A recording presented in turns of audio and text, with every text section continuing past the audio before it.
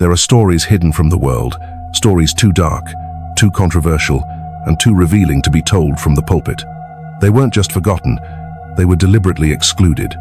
Beneath the pages of the modern Bible lies a world that was edited out, books that speak of giant hybrids, rebellious angels, cosmic battles, and divine truths too dangerous for the early church to preserve. These aren't just apocryphal curiosities, they're ancient texts once revered by scholars, prophets, and even early Christians, but banned from the official canon. Today, we're diving deep into 7 forbidden books, each one shrouded in secrecy, suppressed for centuries, and each revealing terrifying truths about heaven, hell, and the hidden war for humanity's soul. Let's begin with the most infamous of them all.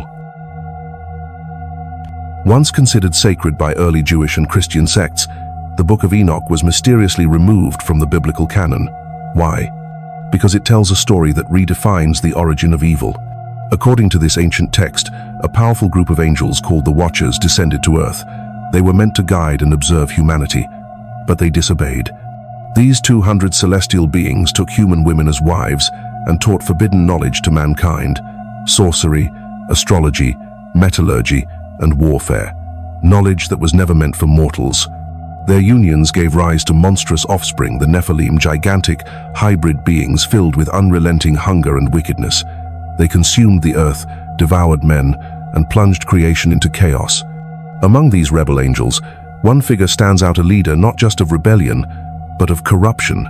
He didn't destroy with brute strength, he seduced with knowledge, weaponizing wisdom against creation. The Book of Enoch suggests that this fallen being is the origin of every demon that would ever exist, birthed not through nature, but through rebellion and manipulation. This was a universe where heaven wasn't unified but fractured, where angels had free will and some chose destruction, and where evil wasn't born from man, but was a gift from heaven gone wrong. It's no wonder the church buried it. Imagine history rewritten not by man, but by angels.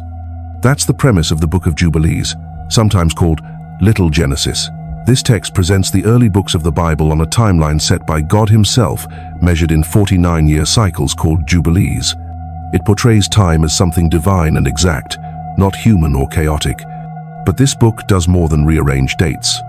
It tells us that angels helped guide humanity from the beginning, teaching Adam and his descendants everything from farming to language, from law to the structure of the heavens. It suggests that civilization itself was divinely guided, not evolved through randomness. But perhaps its most disturbing claim is what happened after the flood. According to Jubilees, the Nephilim may have died physically, but their spirits survived. These disembodied souls, cursed and tormented, became the demons that still haunt humanity today. And here's the most chilling part. God allows a small number of these spirits to remain active, to test humanity, to see who will resist and who will fall.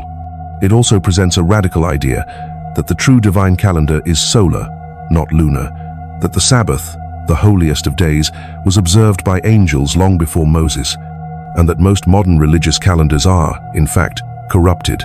The Book of Jubilees was revered by groups like the Essenes and preserved in the Dead Sea Scrolls, yet was excluded from the Bible. Why? Maybe because it challenges everything from how we measure time to how we understand the very nature of demons. The Bible itself mentions this book by name twice, once in the Book of Joshua and once in 2 Samuel, but today, it's missing. What is this mysterious Book of Jasher?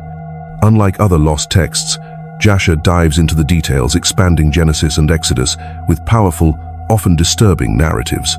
It tells of Cain, not just as a murderer, but as a cunning survivor who built cities and ruled through deception.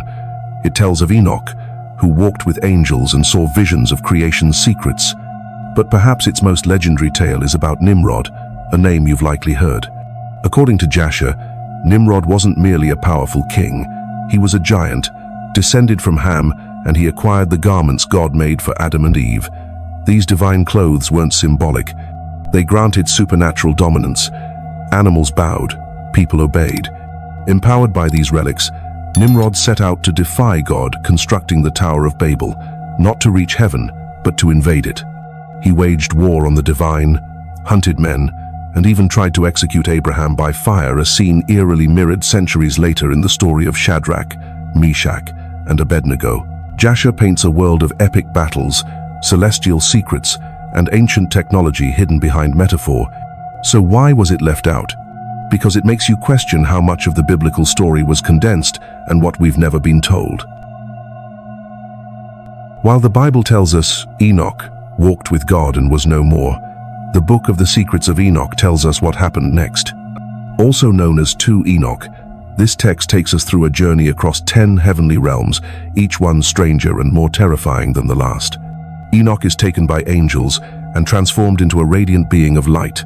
He's shown storehouses of snow, chambers of thunder, and angels of fire and punishment. But the most dangerous revelation, God commands him to write 360 books, each filled with divine secrets and forbidden knowledge.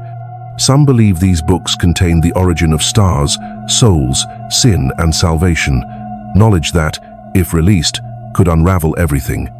This book also describes how souls exist before birth and how judgment reaches beyond time. It blurs the line between divine mystery and human destiny. Enoch nearly vanished, surviving only in Slavic traditions. It was hidden not because it was myth, but because it told too much. Abraham is one of the Bible's greatest patriarchs, but the Apocalypse of Abraham reveals a completely different side to his story. Here, he is not just the founder of faith, but a seer, chosen to witness the unseen war between light and darkness. He's taken by the angel Yehuel to glimpse divine realms, apocalyptic futures, and spiritual truths too overwhelming for most to bear. He sees nations fall, idols crumble, and the world spiral toward judgment. But the most haunting moment? Abraham sees the demon Azazel, chained in the stars, still able to whisper sin into the hearts of men, the ancient corrupter who tempts from the shadows. This book ties directly into the Book of Enoch, reinforcing the idea that evil was not human in origin, but seeded from above.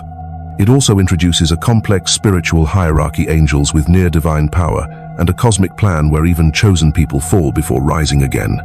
The church may have hidden this book because it showed that faith is a battlefield, not a sanctuary.